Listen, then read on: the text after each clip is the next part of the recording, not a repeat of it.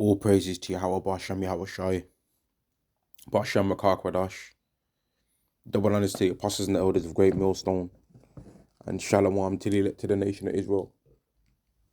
This is going to be a lesson on how the Edomites were a necessary evil.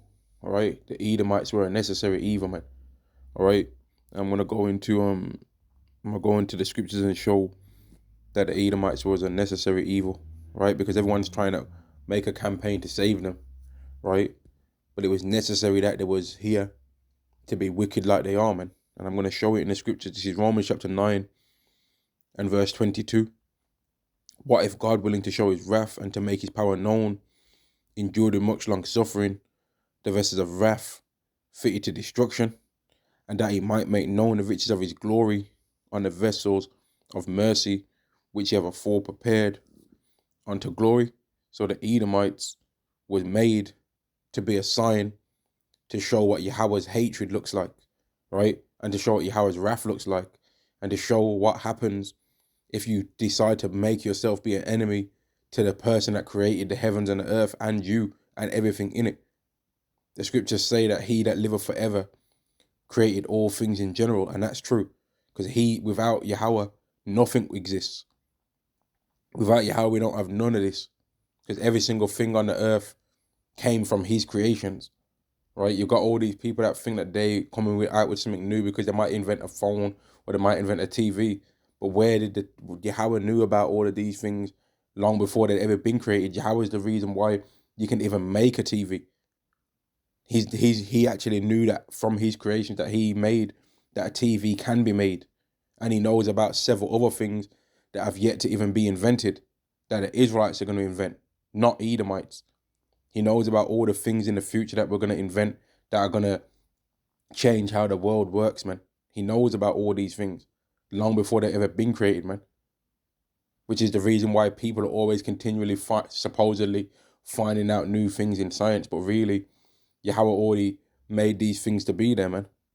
And I heard a brother say this before me, right? One of the brothers in London, and it's a beautiful point, man. When he said that it's true. Right, Yahawah knew about all of these things long before anybody ever even created them, man.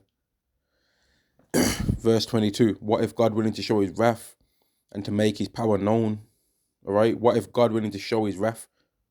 So what if God made a group of people, right, made them be wicked scumbags, made them be proud, made them think that they was going to be able to overcome him just so that he can show what his wrath looks like?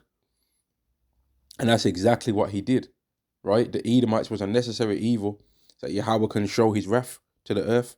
What if God, willing to show his wrath and to make his power known, he wanted to show his wrath and make his power known, all right? Endured with much long suffering the vessels of wrath fitted to destruction, and that he might make known the riches, of his glory on the vessels of mercy which he have afore prepared unto glory. So he did a couple of things with the Israelites and with the Edomites. He showed his wrath with the Edomites, and his plan is to make his power known. And his plan with the Israelites is to make known his glory, the riches of his glory on the vessels of mercy, which is before prepared unto glory. So when there is in the kingdom, whenever people look at the Israelites, Yahawah is going to get praise.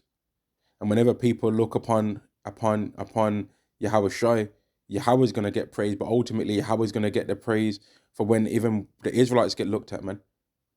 Because without Yahawah, we wouldn't get no mercy. Yahawah was a sacrifice for the sins of Israel so that Yahawah could have mercy on the Israelites. But people don't know the Bible, and they've tried to push a completely different storyline to what the Bible is actually speaking about, man. And that's why the world is so aggravated by this way that the Bible is being put out by the Hebrew Israelites, because it's the true way. This kind of way of talking is what would make people bear false witness on you and want to try and crucify you, right? The way how people are talking about how God loves everyone, that doesn't stir up nothing in nobody. People don't really get too crazy about that, man. They don't really get too crazy about that. They still don't want to believe it though, because these people are just demons. But anyway, that's a whole nother topic. This lesson is about how the Edomites was a necessary evil. for Yahweh to show what his wrath looks like. This is Proverbs chapter 16 and Proverbs chapter 11 and verse 1. A false balance is an abomination to Yahweh, but a just way is his delight. So Yahweh likes to show the good and the bad of things, man. And he showed what he's one of his sides that he will perform back wickedness. Not wickedness. He'll show one of his sides what he perform his wrath to, or his angry side to, in the Edomites, right? And that's why there's the whole topic of this. Romans chapter 9 and verse 13. As it is written, Jacob have I loved, but Esau have I hated. What shall we say then? Is that unrighteous with God? God forbid. Verse 17. For the scripture saith unto Pharaoh, even for this same purpose have I raised thee up, that I might show my power in thee, and that my name might be declared throughout all the earth. So once Yahweh takes down the big bad wolf, to use that type of talk, right, then everyone's going to know that Yahweh is even more powerful than the person that thought that they was the powerful one. And they're going to have to give reverence unto Yahweh, right? They're not going to try and give praise unto Esau no more. People ain't going to be trying to worry about what Esau is doing anymore. They're going to want to be knowing how these Israelites went from being the lowest nation on the earth to not owning anything, and to having to go to people for a job and hand them a CV and say, I work well in groups and I also work well alone, right? I work well under pressure, right? And having to not make any mistake in a job interview, right? With this damn stupid dweeb Edomite that's standing across from him, trying his best to try and have an excuse to not hire your ass. They're going to wonder how we went from that to going from a situation where we own everything, man, and where people got to come to us. They're going to wonder how that happened. And some of them are going to have heard the stories because it's going to have been passed down. But they're going to know that these Israelites that they're seeing are the same exact Israelites from back in that great salvation day that took place. They're going to know that these people are millions of years old. A million years after the day of the Lord came to pass, the people that was there on that day of the Lord are still going to be alive. They're not going to die. They're going to be immortal. So people among the heathen are going to have their stories passed down through their particular lines or whatever. But among the Israelites, they're going to have been there. A lot of them are going to have been there and they'll pass it down to their children. But a lot of them are going to have been there. And they're going to say, I was there. This is how it went down. And they're going to use their amazing storytelling skills to let their grandchildren and their children's children know about how that day of the Lord was, man. And that's going to be an honor unto them. But Esau is going to be a vessel that was just used for Yahweh to show his wrath. This is Proverbs chapter 16 and verse 4. Yahweh have made all things for himself, yea, even the wicked for the day of evil. So Esau's got a use, right? They've got a use, man. They ain't just made for no reason. Everyone wants to say, oh, why would God make a people? Well, I'm giving the answer now. And the answer's in the Bible. If people really wanted to know it, they would know this. This is Proverbs chapter 17 and verse 13. Arise, O Yahweh, disappoint him, cast him down, deliver my soul from the wicked, which is thy sword. So Esau is also a sword, right? He's a necessary evil. The Edomites are a sword, right? They're a sword that's used to punish the Israelites and to punish the world in general. Now, let me go to Malachi chapter 4 and verse 1 to show that Esau is the wicked. There's people that are wicked, but Esau is the wicked. Malachi chapter 1 and verse 4, whereas Edom saith, we are impoverished, but we will return and build the desolate places. Thus saith Yahweh of hosts, they shall build, but I will throw down, and they shall call them the border of wickedness, and the people against whom Yahweh have indignation forever. So they're made for a purpose, man. They're a necessary evil. There are people that have been made to be shown to listen, man, if you don't serve the Israelites, this is what Yahweh is going to do to you. Remember what happened to the last fools that tried Yahweh? That's what it's going to be. Remember what happened to every single time in the kingdom where Ishmaelite or a Moabite or an Ammonite starts getting rebellious, right? One of their elders among their people are going to sit them down and be like, you'd heard, do we need to tell you the great story again? The story of the great salvation of Israel. Are we going to have to tell you this story again? There was once a group of people called the Idumeans, and they're going to sit them down, tell them the story, and then after they finish telling them that tale, man, them heathens are going to get right in their mind, man. Plus, they're going to see Israelites from every now and again, man. They're going to see them just fly. They might just see them flying over their land, man. They're going to see the glow off them. And they're going to have fear on them. And they're going to be like, man, we ain't we can't rebel against this. We may as well get right. We may as well stop trying to eat pork and do all of these madness. We may as well try and get right. Because we can't overcome these people. Because the thing that used to make us be able to have power over them has been taken away. Because now these Israelites are under their new covenant, the everlasting covenant that cannot be broken, by where they are perfect and without sin. But that's what Christianity doesn't want people to know. They don't want us to know that there's a covenant that's everlasting coming to the Israelites. They try and speak about a covenant coming to everyone, which is not true. But let me go and link Esau to the sword anyway. Let's go do that real quick. Where is that? By thy sword, here we go. By thy sword shalt thou live. This is Genesis chapter 27 and verse 40. Genesis 27 and verse 40. In fact, let me jump up. Genesis chapter 27 and verse 38. And Esau said unto his father, hast thou but one blessing, my father? Bless me, even me also, O my father. And Esau lifted up his voice and wept. And Isaac his father answered and said unto him, behold, thy dwelling shall be the fatness of the earth, and of the dew of heaven from above, and by thy sword shalt thou live. So the way how Esau gets the dew of fatness, the way how Esau gets his dwelling in the fatness of the earth and his dew of heaven from above is through the sword. It's not through wisdom of the laws, which is where the Israelites get theirs from dew of heaven from above. They get theirs by how it says to Deuteronomy 4.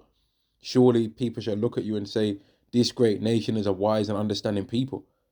But whereas when they look at Esau, they're like, man, surely this great nation has got a mighty sword that they'll kill us with if we don't bow down to what they say. That's when they look at Esau. But Yahweh is going to eventually take that fear of Esau away from all the nations, which I'll quickly prove after this. Verse 40.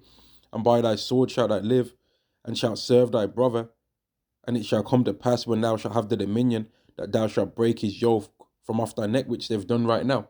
But Yahweh is going to break their yoke from off our neck and put them back in chains.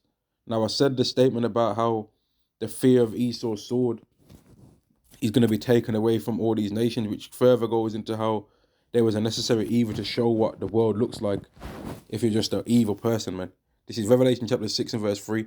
And there went out another horse that was red, and power was given to him that sat thereon to take peace from the earth, and that they should kill one another, and there was given unto him a great sword, and that's Esau, right?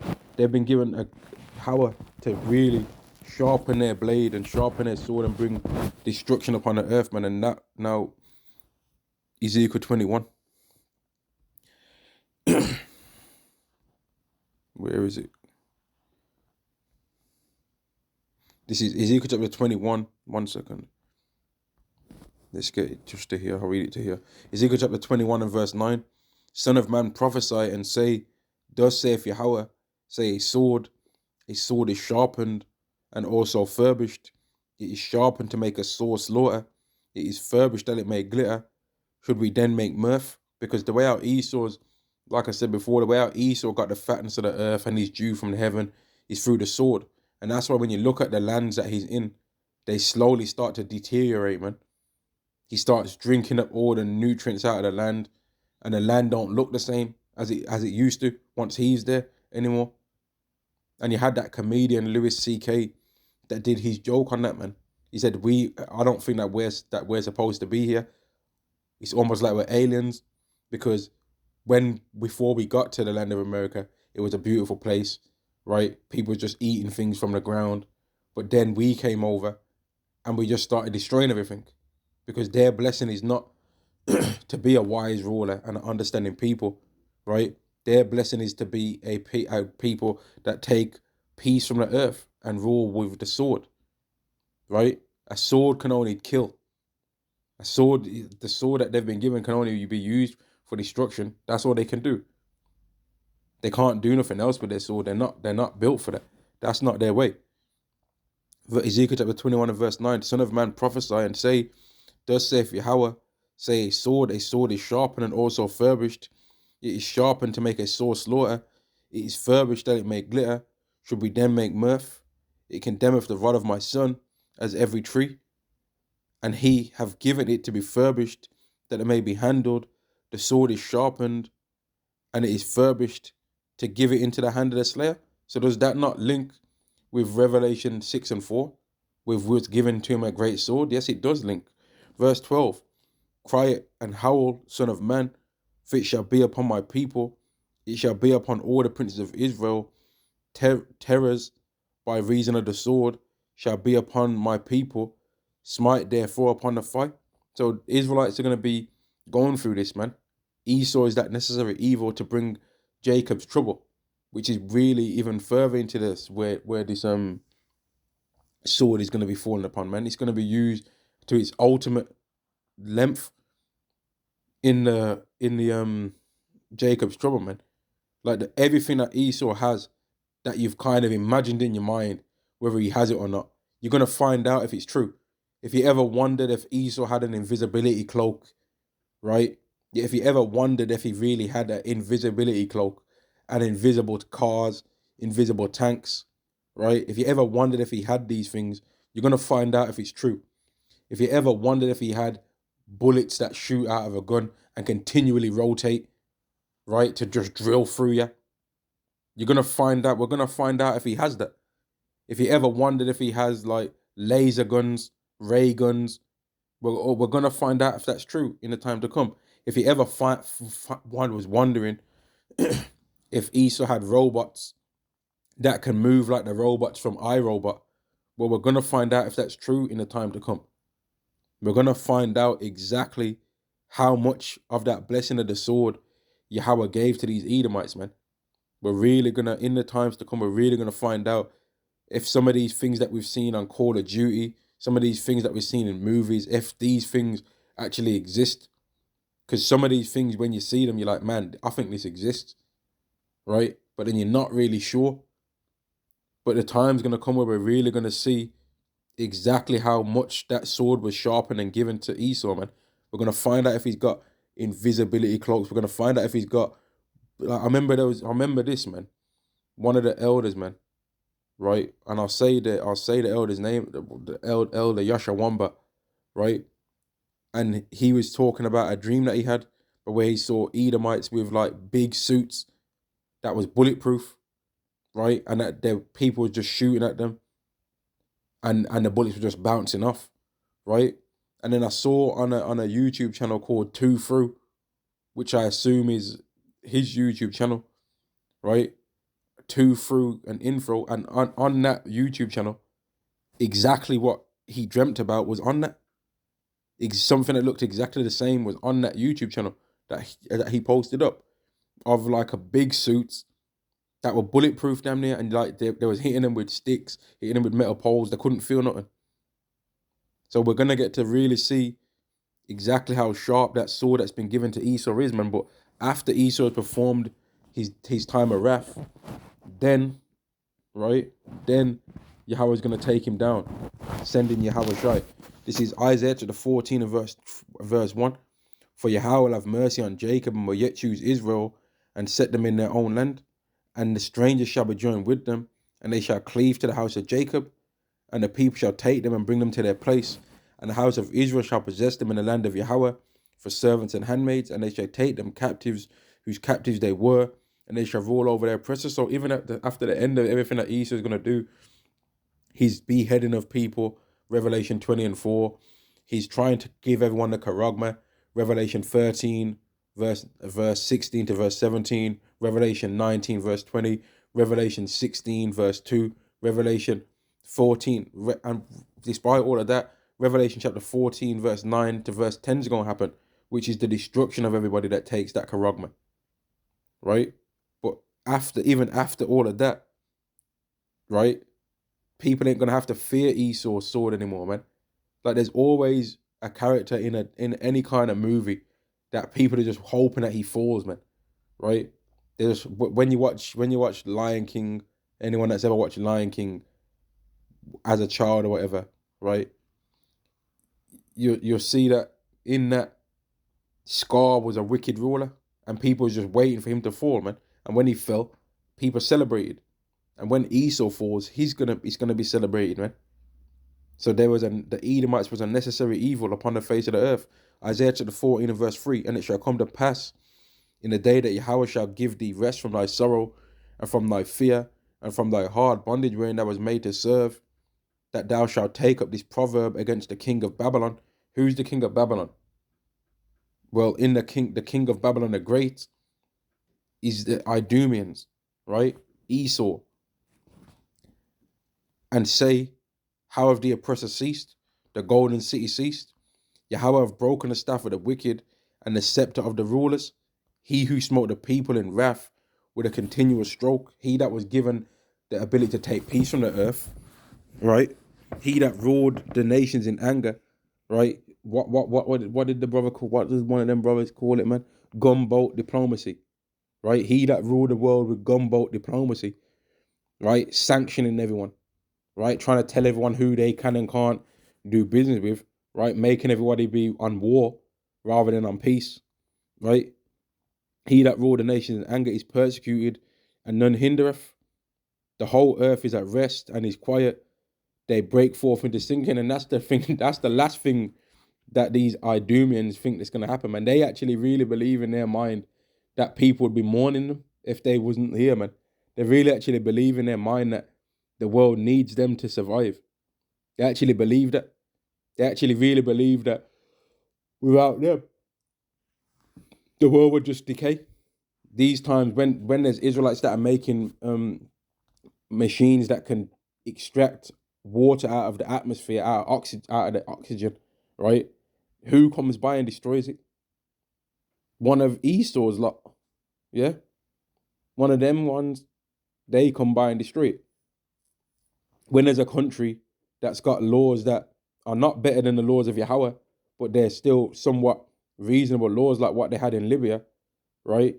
The things that they was doing in Libya, they was giving like families that are newlywed, I think they was giving them like 50,000, right? They'd give them degree level courses for free, because they understood that you need people in your nation to be smart, to be able to do things. They would give it for free, and if it required them to go and travel to another country, they would pay for it, and then the people can come back with the knowledge. They was doing these things. But who destroyed that? Esau. So he's not the man to rule this earth. He's been given the ability to rule with the sword. That's it. He's not been made to be a righteous person. He's just a dirtbag, man. He's just a piece of garbage, right? He's not been made to be the guy to rule the earth with the righteous way. Verse 6, he who smote the people in wrath with a continuous stroke. He that ruled the nations in anger is persecuted, and none hindereth. The whole earth is at rest and is quiet. They break forth into singing. Yea, the fair trees rejoice at thee, and the cedars of Lebanon, saying, since thou art laid down, no fellow has come up against us. Now you gotta be a real demon for a tree to want to spit on your grave. You know what I mean? Like, how's a tree gonna be celebrating your destruction? And it doesn't mean that you're gonna hear the tree speak, right? But the point is that the trees, Yahweh's saying that even the trees are gonna be happy that you people are done away with, man. That you're done over. Even a tree. And really, you could probably throw every single animal under this. Even ants are gonna be happy that you're not putting them small computers on them small cameras on their head anymore and tying them to them. Even flies are gonna be happy, man. Lizards, bees, they're gonna be happy that you're not tying them down and putting cameras on them, man. All the animals in the zoo are gonna be happy that you're not just your stupid Edomite children putting their face on the screen and licking the screen, teasing them. They're going to be happy about that, man. They're going to be happy that they're not having to be around you Edomites no more, man. And some of them are going to get to see what you taste like. The birds of the earth are going to get to see what you taste like. That's in the scriptures. That birds are going to get to taste the flesh of kings, man. So everyone trying to make out like this book of the Bible is just some laughy, jokey book all the time. Don't know what they're talking about, man. The birds are going to eat the flesh of kings. Verse 11, thy pomp is brought down to the grave, and the noise of thy vials, the worm is spread under thee, and the worms cover thee, meaning you're just going to be dead, like dead, man, right?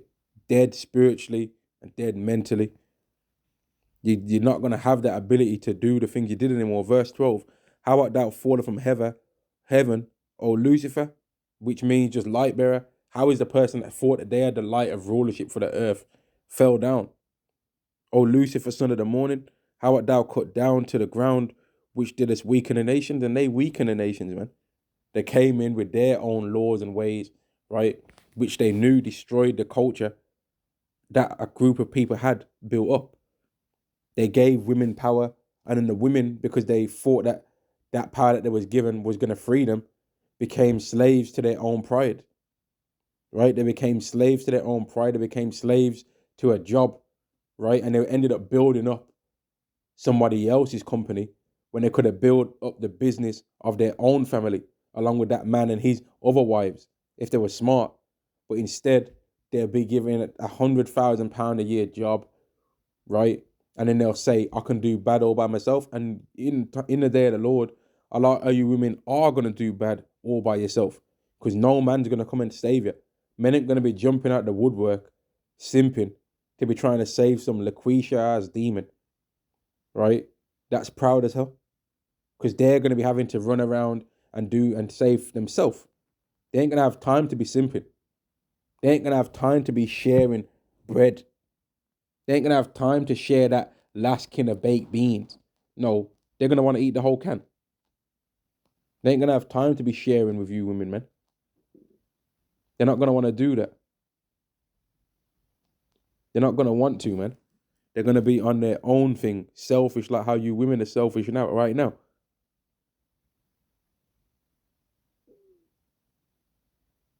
And I'm going to end the lesson there. Shalom to the elected nation of Israel. Shalom.